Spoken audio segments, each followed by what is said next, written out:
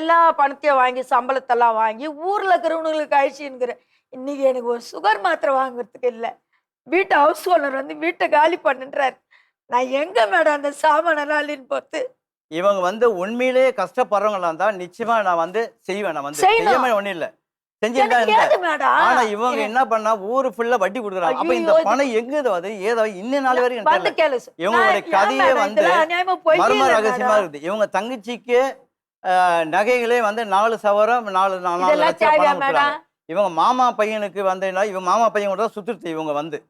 அதுவே எனக்கு மெசேஜ் அங்கிருந்து வர இந்த மாதிரி வந்து எப்ப பாரு இவங்க 2 பேர் தான் சுத்திங்கிறாங்க. பாரு. இவங்க மாமா புள்ள. பைக்கில் சுத்துவாங்கம்மா. அது புள்ள எனக்கு மேடம், அவன் புள்ள. தாய் மாமா புள்ள தாய் மாமா புள்ள பையன் தானே மேடம்? புள்ளமை எப்படி அநியாயமா தாலி எழுதுறாங்க பாரு மேடம். புள்ள மேடம் எனக்கு. 30 வருஷம் ஒண்ணா வாழ்ந்துட்டு எப்படி இப்படி பழி போடுறீங்க? அம்மா நான் பழி இல்லம்மா, இது உண்மைமா. நீங்க பொய்ய சொல்றீங்க. இல்லம்மா இல்லம்மா, நீங்க விசாரணை பண்ண முறையா நீங்க விசாரணை யாரு பண்ணுங்க. கோமதி? அம்மா கோமதி அவங்க வந்து ஹவுஸ் கீப்பிங்கம்மா, அவங்களுக்கு எனக்கு சம்மந்தம் கிடையாது. கோமதி நம்பர் கொடுங்க. கோமதி நம்மள என்கிட்ட இருக்கு கிடையாதுமா. மேடம். போன்ல இருக்குது.